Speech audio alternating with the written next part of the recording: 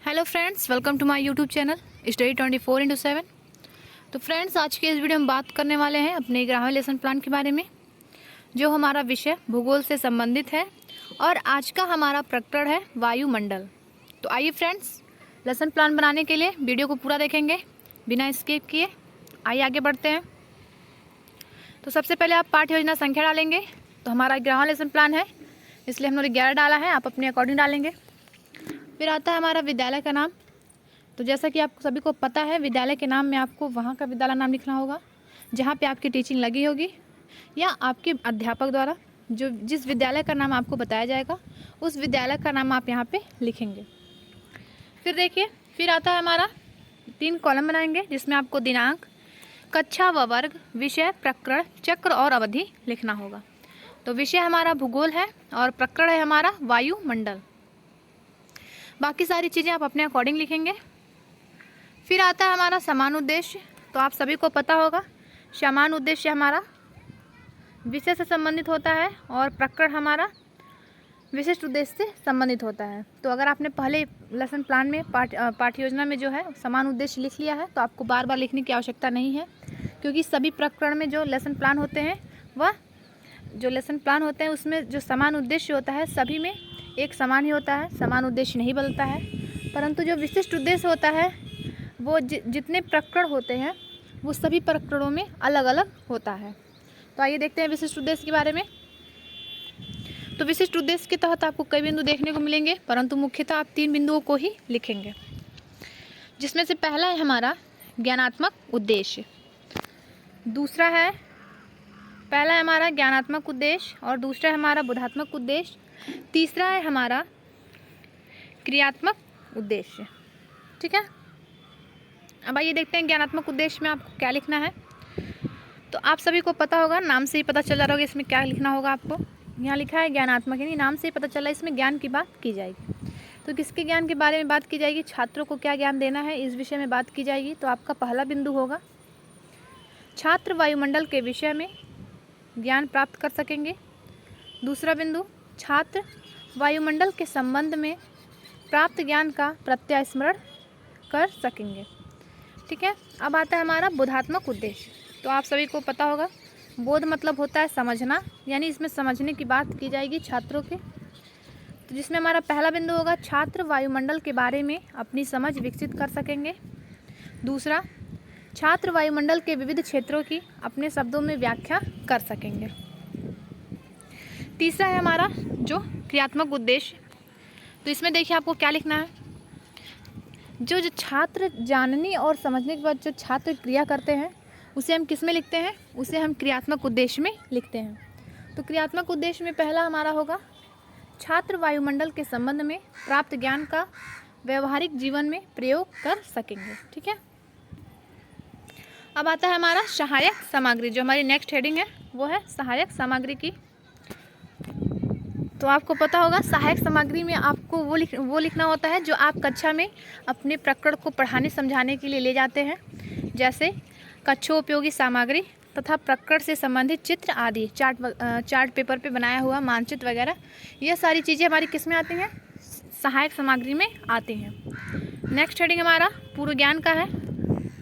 तो पूर्व ज्ञान में आपको क्या लिखना है, पूर्व ज्ञान में आपको लिखना है कि जो प्रकरण आप पढ़ा रहे हैं उसके संबंध में छात्रों को कुछ भी ज्ञान है या नहीं है।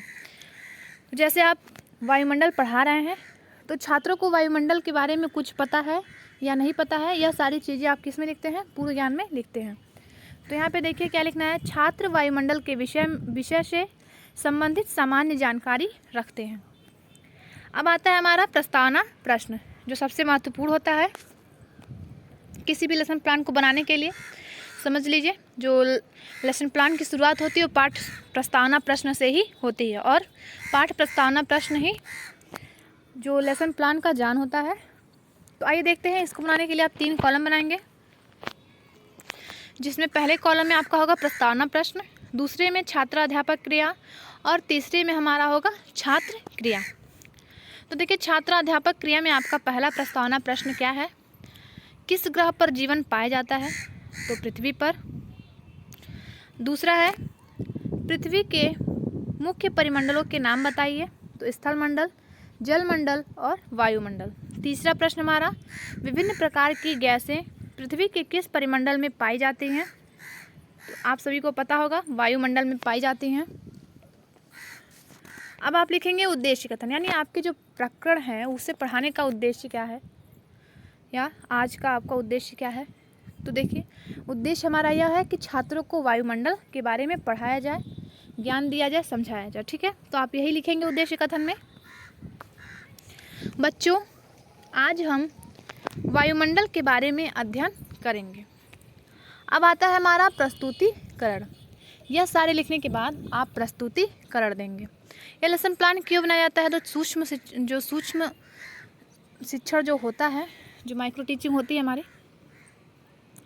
आप कक्षा में प्रवेश करके छात्रों को क्या पढ़ाएंगे उसका एक सुनियोजित ढंग से आप लेसन प्लान तैयार करते हैं, यानी पाठ योजना तैयार करते हैं कि हाँ, छात्रों को आज ये पढ़ाना है, इस क्रम से पढ़ाना है, प्रकरण हमारा जो है क्या होना चाहिए, और उसके बोध प्रश्न है, व्याख्या है, पुनरावृत्ति प्रश्न है। यह सारी चीज़ें सुनियोजित ढंग से रखकर वह एक लेसन प्लान बनाता है। और तो अब आप प्रस्तुतिकरण में लिखेंगे, प्रस्तुत प्रकरण को अध्ययन अध्यापन की सुविधा हेतु 2 अनुविधियों में बांटकर प्रस्तुत किया गया है। अब हमारा नेक्स्ट जो हेडिंग होगा वो होगा प्रथमानुविधि, ब्रैकेट में आप लिखेंगे वायुमंडल। फिर से आप 4 कॉलम बनाएंगे, जिसमें आपका पहला कॉलम होगा शिक्षण बिंदु का, दूसरा छात्र अध्यापक क्रिया, यदि छात्र है तो छात्र अध्यापक क्रिया, तीसरा छात्र क्रिया, और चौथा है हमारा श्यामपट्ट कार्य। तो शिक्षण बिंदु में आपका जो हेडिंग होगा वो होगा वायुमंडल, और फिर आप छात्र अध्यापक क्रिया में स्पष्टीकरण लिखेंगे और अपनी व्याख्या को प्रस्तुत करेंगे। जैसे यहाँ पर क्या लिखा गया है, पृथ्वी के चारों ओर एक आवरण है जिसमें nitrogen, oxygen, carbon dioxide, argon इत्यादि गैसें हैं। ये सभी गैसें हमारी पृथ्वी को चारों ओर से घेरे हुए हैं। आगे बढ़ने से पहले देख लीजिए, छात्र क्रिया में आप लिखेंगे छात्र ध्यानपूर्वक सुनते हैं, और यहीं आप श्यामपट्ट कार्य में लिखेंगे वायुमंडल के, आपका हेडिंग होगा वायुमंडल। वायुमंडल पृथ्वी के चारों ओर एक आवरण है जिसमें विभिन्न प्रकार की गैसें हैं। ये सभी गैसें हमारी पृथ्वी को चारों ओर से घेरे हुए हैं। अब देखिए आगे बढ़ते हैं। छात्र अध्यापक क्रिया में यह गैसीय आवरण जो आकाश में लगभग 1600 किलोमीटर ऊंचाई तक फैला हुआ है और पृथ्वी के साथ साथ बराबर घूमता रहता है, वायुमंडल कहलाता है। वायुमंडल को उसके गैसीय घटकों, तापमान एवं अन्य विशेषताओं के आधार पर विभिन्न परतों में बांटा गया है। पृथ्वी की सतह से प्रारंभ करने पर ये परतें, यहाँ पे फिर आप देखेंगे छात्र क्रिया में आप लिखेंगे छात्र ध्यानपूर्वक सुनते हैं, और श्यामपट्ट कार्य में लिखेंगे यह सभी गैसें हमारी पृथ्वी को चारों ओर से घेरे हुए हैं। यह गैसीय आवरण जो आकाश में लगभग 1600 किलोमीटर, अब देखिए ऊपर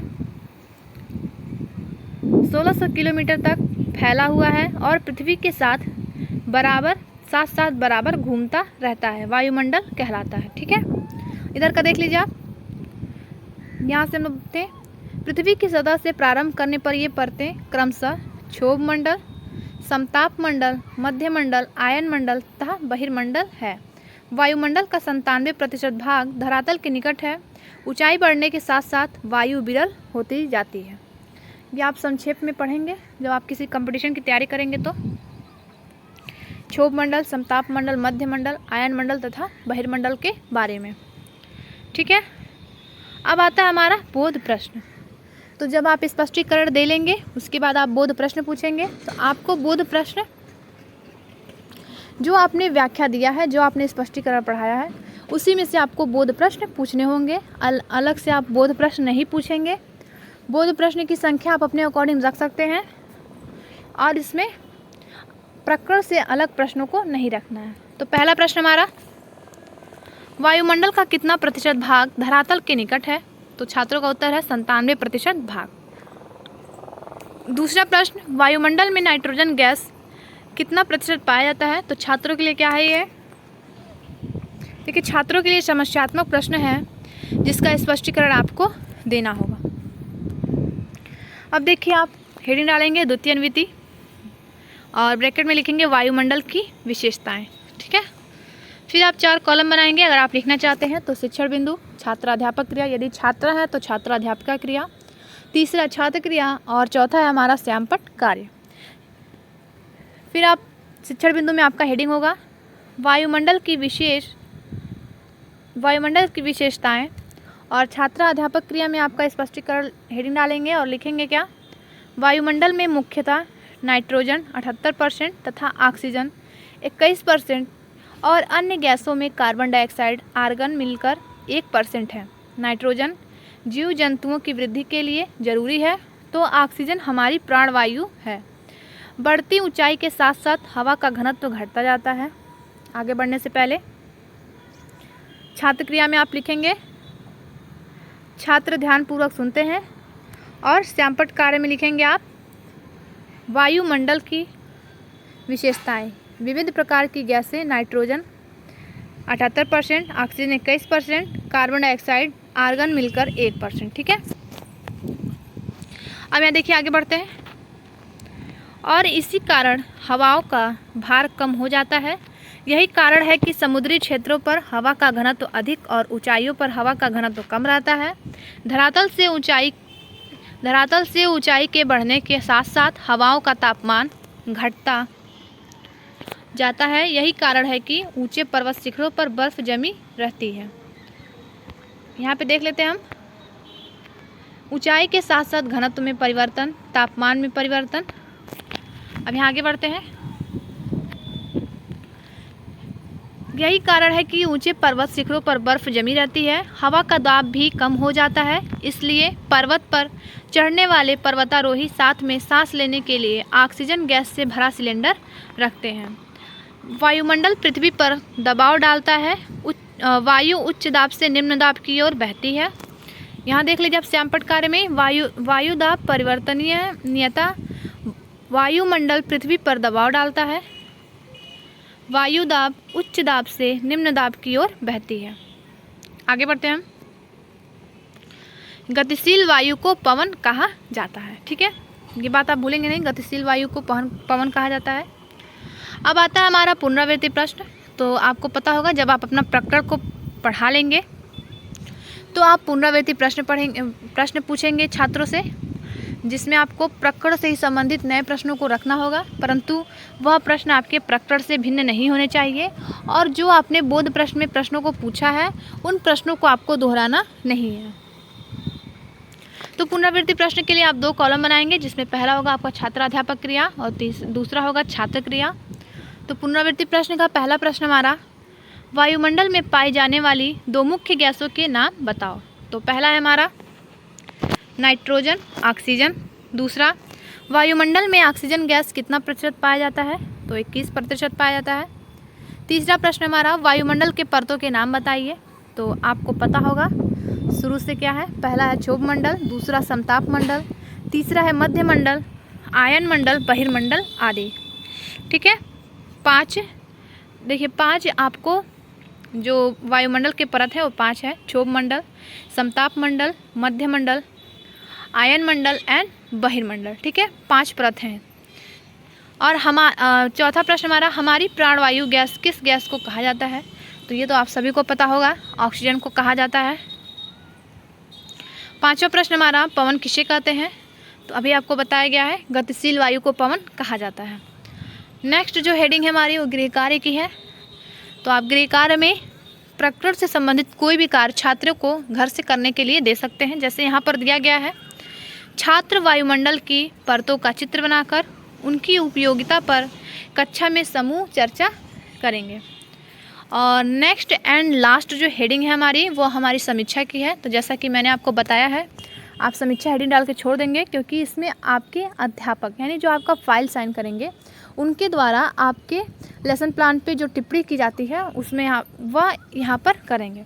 जैसे आपका लेसन प्लान कितना अच्छा है, इसमें कमियाँ क्या हैं, त्रुटियाँ क्या हैं, आपके जो कौशल हैं, आप किन कौशलों का प्रयोग कर रहे हैं, किन कौशलों का प्रयोग नहीं कर रहे हैं, अनुशासन है या नहीं, शिक्षण आपका प्रभावी है कि नहीं है, यह सारी चीज़ें अध्यापक जो आपके हैं इसमें लिखते हैं। जैसे यहाँ पे शिक्षण कार्य किया गया, अध्यापक ने टिप्पणी किया है, तो फ्रेंड्स, अगर आपको इसी तरह हिस्ट्री के भी लेसन प्लान देखने हैं तो आपको हमारे चैनल पे देखने को मिल जाएंगे। 1 से लेकर 30 तक के हिस्ट्री के लेसन प्लान है, जिसका प्लेलिस्ट हमारे यूट्यूब चैनल पे है।